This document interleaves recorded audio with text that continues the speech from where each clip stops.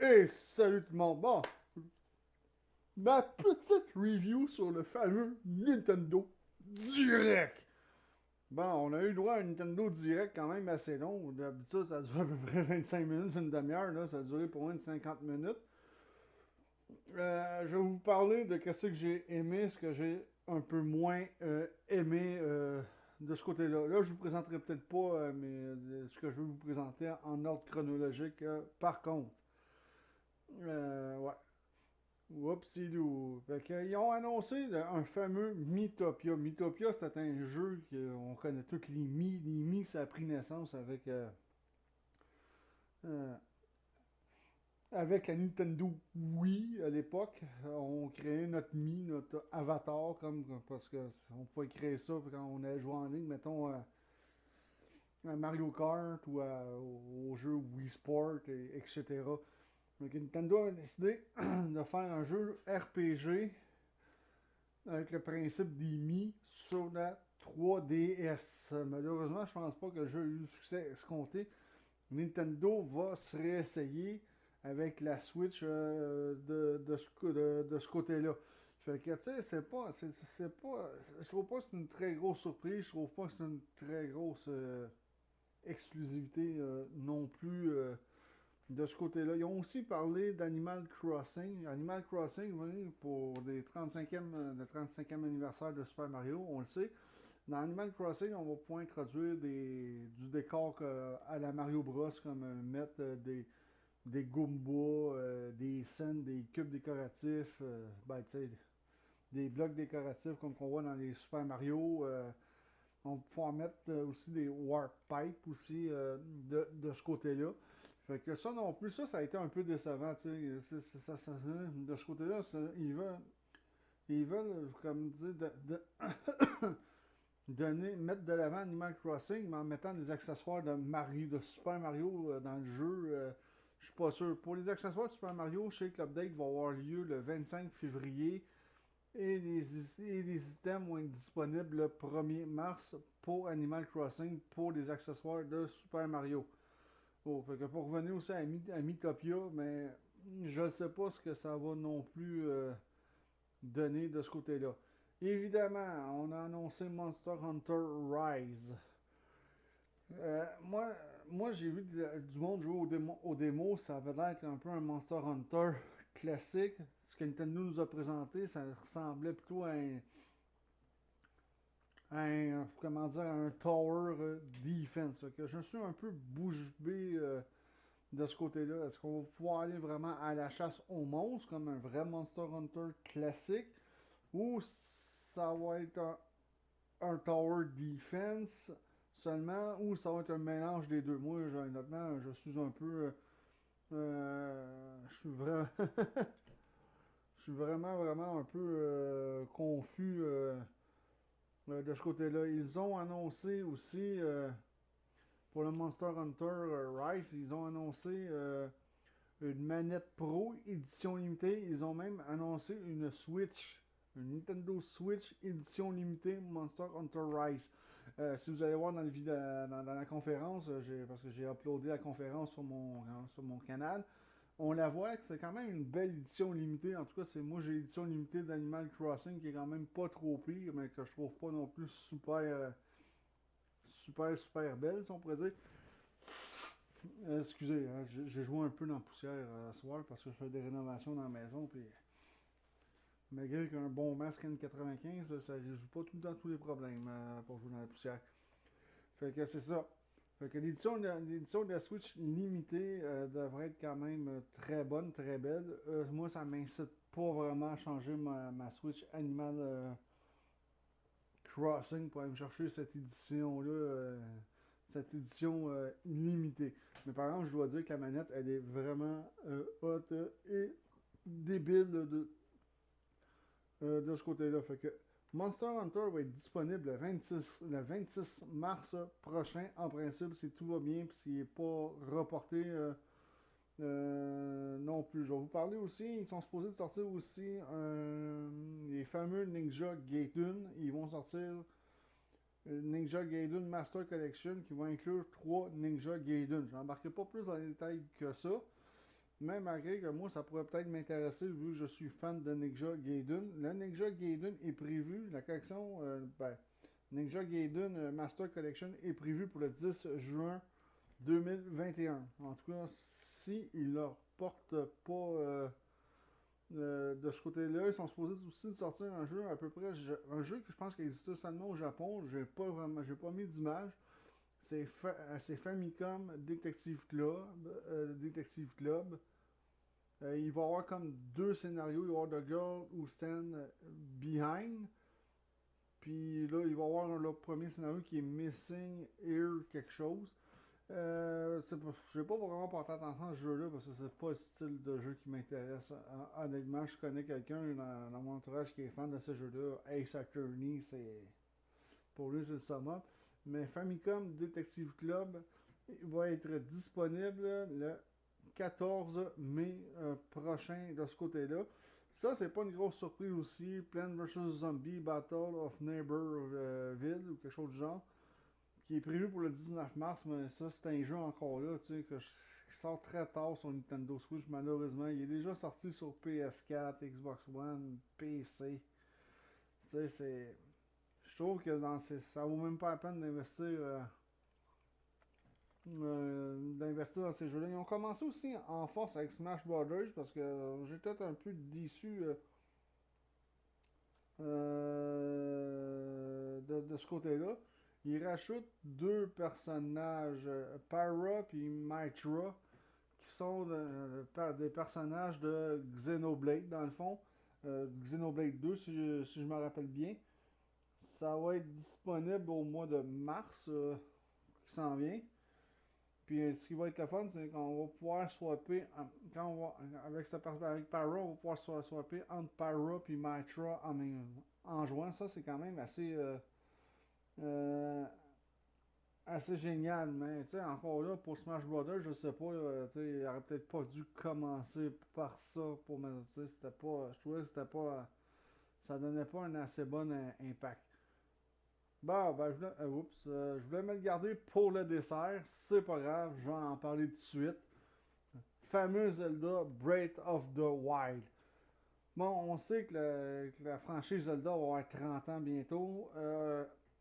C'est une bonne idée qu'ils remasterisent ce Zelda-là, parce que je trouve que c'est un Zelda qui a été comme un peu, comment dire, oublié de ce côté-là. C'est pas un Zelda qu'on entend beaucoup parler quand on discute de la série Zelda. Moi, je l'ai eu sur la Wii. Il est sorti originalement sur la Wii en 2011. C'était pas mal la dernière année que la Wii. Disons que la Wii elle était pas mal en fin de carrière de ce côté-là quand c'est sorti. Euh, le- bon, ok, à l'époque, ça jouait avec ça jouait en format Wii Motion. Ils ont gardé le format Wii Motion. Ça va jouer avec les deux Joy-Con. Malheureusement, ça sera peut-être pas ce qui est plus confortable comparé à une Nunchuk et une Wiimote. On va pouvoir aussi jouer avec la manette aussi. Parce que ceux qui ont des Nintendo Switch Lite, on s'entend qu'ils ne pourront pas jouer en format motion, hein, parce que les Joy-Con ça ne détache pas de la Switch Lite. Sauf la façon qu'ils ont arrangé ça pour la Switch Lite, ça va être les deux analogues qui vont être mis à contribution. Fait qu'on sait que Nintendo ont des problèmes avec le Joy-Con Drift. Je me demande si ça va être une très très bonne idée. Et en plus, pour quand un jeu sorte, ils vont sortir un set de Joy-Con édition limitée à l'effigie du fameux Zelda Skyward Sword. Le jeu il est prévu pour le 16 juillet 2021. Tous les jeux que je vous parle qui ne sont pas encore sortis, ça, en principe, on peut les commander sur Nintendo eShop de ce côté-là. Moi, je vais sûrement attendre d'aller me l'acheter, d'aller pouvoir le précommander en version physique de ce côté-là.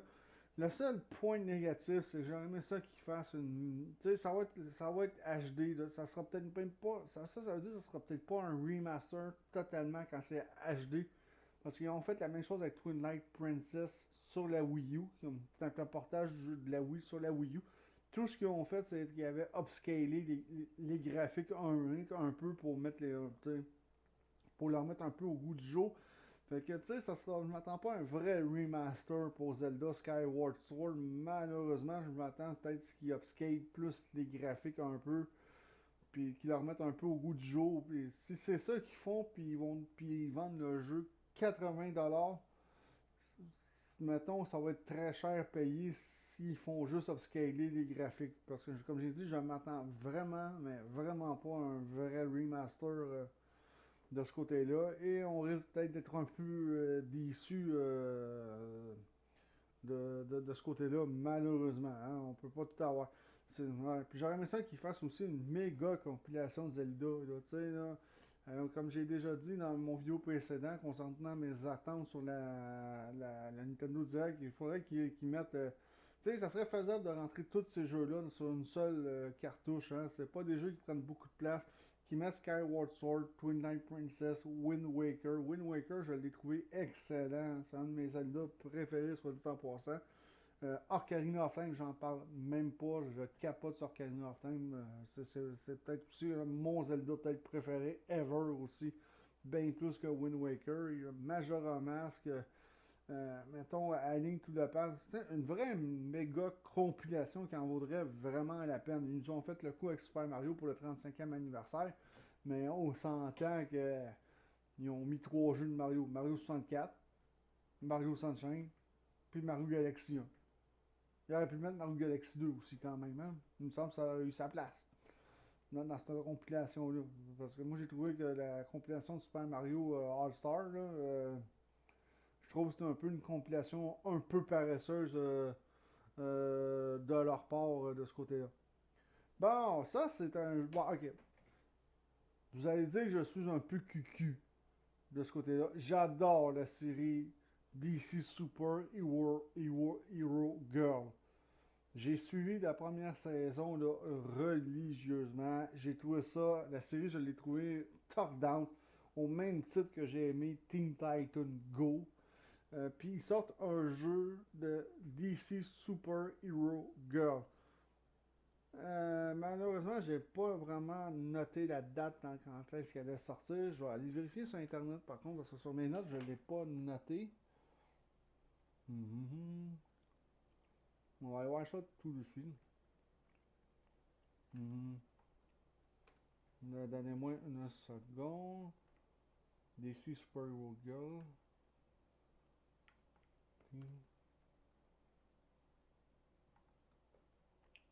Teen Power.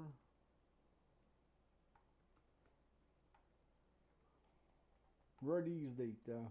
Non. 4 juin 2021 qui sort. C'est à peu près le seul jeu que j'ai pas noté à date, malheureusement. Je sais pas, ça a l'air QQ, ça ressemble aussi un peu, je pense, à un Marvel Ultimate Alliance, d'après ce qu'on a pu voir vite du gameplay. Euh, Moi, je sais pas, j'adore cette série-là. Le jeu m'intrigue. Je vais essayer d'avoir des gameplays, savoir ce que ça a l'air.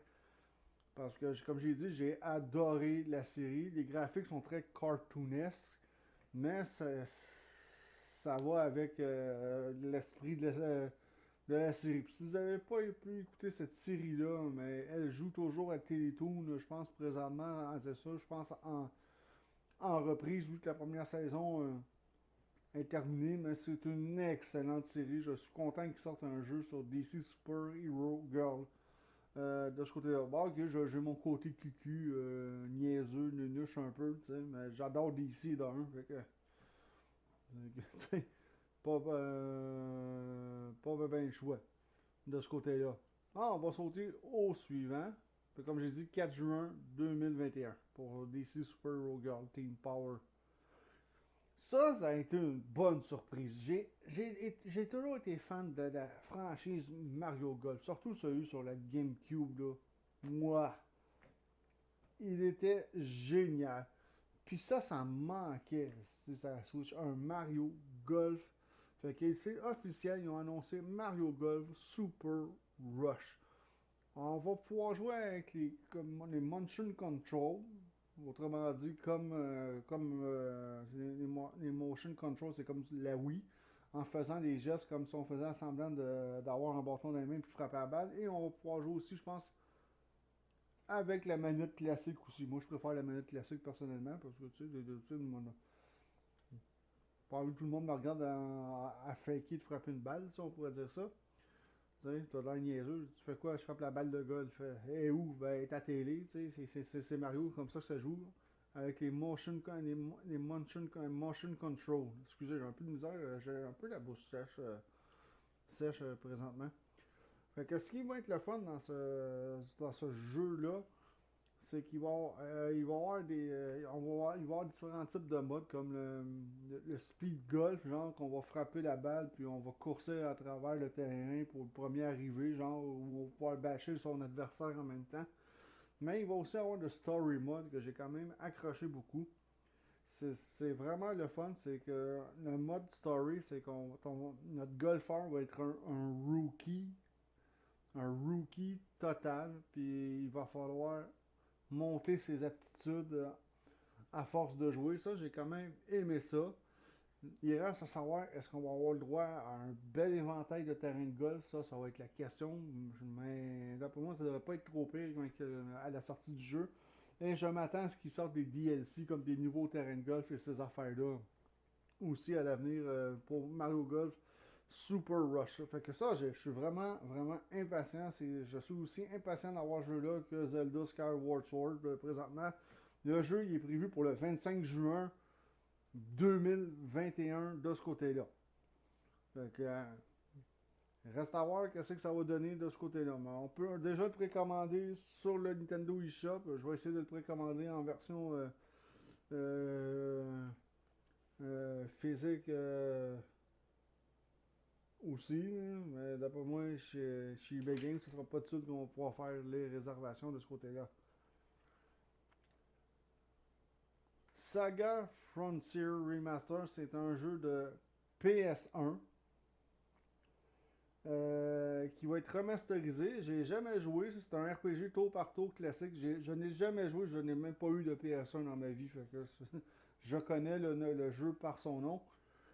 Ça pourrait être quand même très intéressant, mais qui sorte. Ça, par contre, ce jeu-là, je m'attends pas à ce qu'il sorte vraiment en copie. Je m'attends pas à ce qu'il sorte en copie physique tant que ça. Ou s'il sort en copie physique, ça va être une édition assez limitée. Je m'attends à ce que ça soit euh, plus exclusif sur le Nintendo eShop direct. Autrement dit, un achat directement en ligne. Tant mieux s'ils sortent. Euh, euh, S'ils sortent en copie physique, tant mieux. Moi, ce qui m'inquiète, c'est le prix. Le prix ne va pas être terriblement élevé. Parce que, excusez, Octopath Traveler, à l'époque qui est sorti, là, 80$, là, j'ai trouvé le jeu il est excellent, Octopath Traveler. Très bon RPG. Par contre, il vaut pas 80$. Malheureusement, c'était surévalué. Fait que ils ne pourront pas sortir ce jeu-là à 80$. Non, ça c'est sûr que c'est sûr que ça passera pas terriblement aussi. Il va aussi avoir un No More Heroes 3, ça va être ça, qui va être très intéressant. Travis Touchdown va se battre contre des extraterrestres, contre des aliens. No More Heroes 3, il est prévu pour le 23 août 2021 si tout va bien. Et un autre remaster que j'attends, c'est Legion of Mana. Legion of Mana, j'ai joué sur PSP. Parce que oui, j'ai une PSP, j'ai acheté des jeux de PS1 pour ma PS Vita. Ce qui est logique dans le fond. Quand tu as une PS Vita, c'est pas juste pour jouer à des jeux de PS Vita, c'est pour jouer à des jeux de PSP, des jeux de PS1. Hein? Puis Legion of Mana, il va être remasterisé aussi. Ça, je m'attends pas à ce qu'il sorte non plus. Pas sûr qu'il va sortir en copie physique. S'il sort en copie physique, tant mieux. Comme j'ai dit, ça risque d'être des éditions quand même, comment dire, assez limitées de ce côté-là. Fait que j'ai pas d'image de Legion of Mana, mais ça va être très intéressant. J'ai pas pris la date en note non plus. Je la mettrai par contre je vais essayer dans ma description, je vais mettre les dates de des jeux que j'ai trouvé le plus intéressants avec les dates de ce côté-là. Ils ont fini avec ça qui est Splatoon 3. Le problème, c'est que Splatoon 3 il a l'air très intéressant d'après ce qu'on a pu voir. On n'a pas vu grand-chose.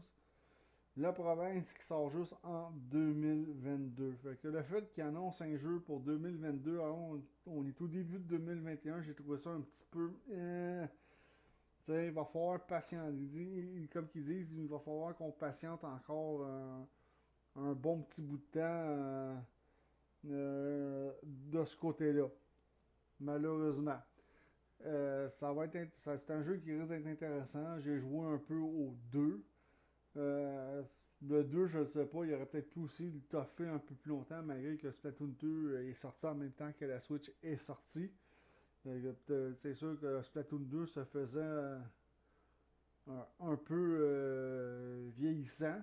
Mais c'est ça, on voit pas grand-chose de ce côté-là. Bon, en conclusion, vite fait, oui, le Nintendo Direct m'a un peu déçu parce que je m'attendais à mieux. Ok, il y a le COVID qui aide pas la cause non plus. Mais, tu sais, Zelda Breath of the Wild 2, ça fait longtemps qu'on en entend parler. Ça fait longtemps qu'on n'a pas rien entendu parler depuis que Nintendo avait fait l'annonce officielle qu'elle allait avoir un nouveau Zelda Breath of the Wild. Évidemment, on aurait aimé ça avoir des nouvelles de Metroid Prime puis Metroid Prime Trilogy. Finalement, on n'a pas plus de nouvelles de ce côté-là. Et pour bien du monde aussi qui sont déçus que Nintendo n'a pas parlé de la fameuse Nintendo Switch Pro ou la fameuse Nintendo New Switch de ce côté-là, parce qu'il y avait encore des leaks qui disaient que ça allait être beaucoup plus puissant, avec un meilleur ventilateur, un meilleur processeur plus puissant, créer une carte graphique vraiment puissante. On n'a pas entendu parler. Moi, personnellement, je ne suis pas vraiment déçu de ne pas en avoir entendu parler de la nouvelle Nintendo Switch, parce que premièrement, moi, le but de la Switch, c'est de jouer à des jeux exclusifs ou des jeux un peu plus rares, tu sais, à jouer à des jeux qu'on retrouvait sur la PS Vita, là, des jeux japonais, des bons RPG. Moi, c'est ce qui m'attire chez la Nintendo Switch. Évidemment aussi, les first party Nintendo. Puis Nintendo, mais en first party, il n'y avait pas grand chose à annoncer, malheureusement. Là. On a Splatoon, Mythopia, Zelda Skyward Sword, puis Mario Golf Super Rush.